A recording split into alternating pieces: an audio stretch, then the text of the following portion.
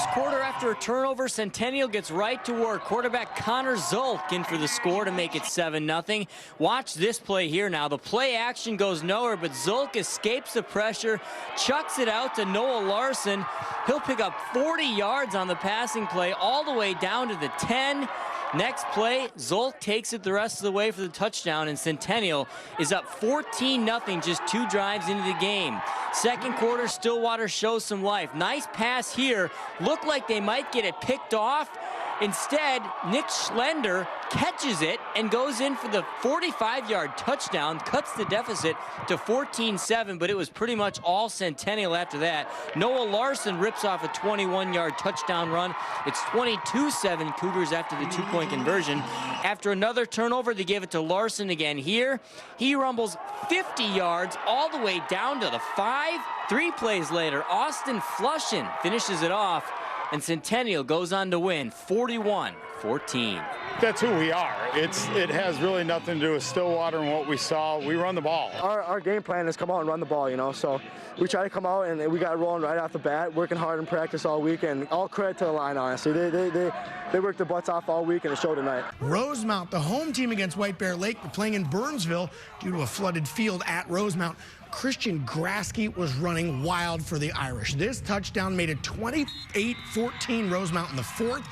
White Bear Lake had to cut to 28-21, and they were driving, but the Irish force a big fumble and pounce on it, and that would set up Grasky for his 5th touchdown of the game. He racked up 252 yards, powering Rosemount to a 35-21 win. The defending state champs, they got off to a blazing start against the Royals. Quarterback Raja Nelson is one of the state's best rushers. And yes, he'd throw the ball too, finding Jordan Wall in stride. Perfect 59-yard gain to set up the game's first score. Next drive, Nelson will keep it this time. Try stopping the kid. 43 yards. That's why they moved him to quarterback. Lakeville North rolls tonight over Hopkins. 42-7 the final. Up next, the Panthers take on Blaine. Got them the lightning strike quick. Lionel Suggs gets the edge. Lionel Suggs gets a step. Lionel Suggs gets the open field. And Lionel Suggs gets a touchdown.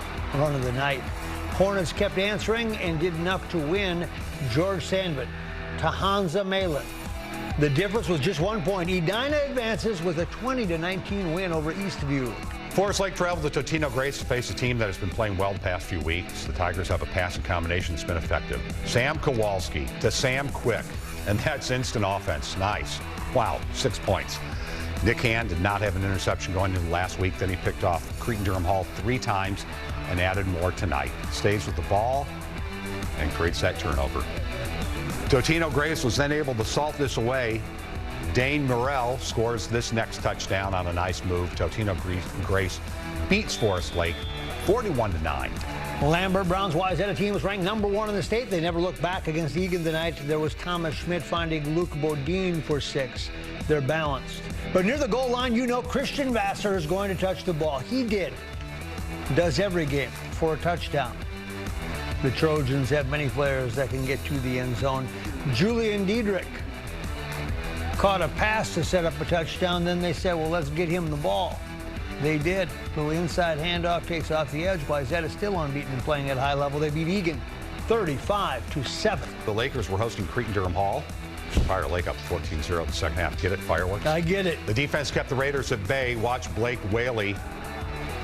Keep an eye on him with the sack. Whoa. Yeah. But after this, Cretin came alive. Preston Thelman. He'll drop back. Look for Trey Holloman. The great basketball way down. Player. 61 yards for the score. That made it 14-7. Heck of a throw by Thelman. But after a fumble on a punt return, the Raiders up for a quick strike. Preston Thielman deep downfield and on target. Trey Holloman, the hoopster, turns in a big football performance. CDH with the touchdown. Lakers quarterback Kyle Haas gets ready on the sidelines, knowing he would need to respond. And respond he does. A big conversion on the toss to Tyler Shaver. Prior Lake trying to salt it away, and Haas to the corner, finding Austin Gordon. Prior Lake moves on. Cretin-Derham Hall will stay home. 2014 the final. Prior Lake gets Champlin Park next week. A few miles down the road, the Shakopee fans look like they came out of Hunter's safety class to watch the Sabres host Farmington. And safety is the key word. After a great Shako punt, Farmington can't escape the shadow of their own goal line. They're lucky the fumble only resulted in 2 points instead of 7, although the Sabres would get 7 soon enough. David Begawet delivers a strike on the post to Nick Katona, 9-0 Shakopee in front. But we have seen all season long that Farmington has big play potential. Alex Barrett rolls right and spots Eli Green. Green has some open field, and he zigs, and he zags, and he zigs again. 70-yard touchdown. Barrett had 2 long touchdown tosses. The Tigers would lead this game a couple times, but each time Shakopee rallied back. 22-21, the Sabres advance past their old Minnesota Conference rivals. They will now visit Totino-Grace. On the eastern side of the Metro, Eastridge hosted Osseo, a rematch of the 2015 state title game won by the Orioles. The Raptors started with a head of steam. KJ Moore takes pitch right. He finds a seam and bounces his way into the end zone for the score. Next possession, it's Moore. This time inside the tackles, he slips in for 6. Eastridge up by 14. Osseo answers before the first quarter ended. Great run by Colin Brooks. He sheds tacklers and a tug of his face mask. Osseo cuts the game to 7, but that would be all that they could score. Eastridge wins it 38-7. They earn a date with Wayzata. Upset at Woodbury. The Royals trail Blaine by 7, and the Bengals widen the gap in the third quarter. A long drive capped by a 1-yard bulldozer-like run by William Fredrickson.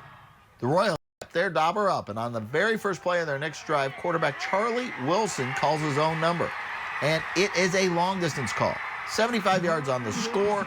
Woodbury was back within a score, but they couldn't erase the deficit completely. Blaine pulls off the upset 21-17. The Bengals will play Lakeville North.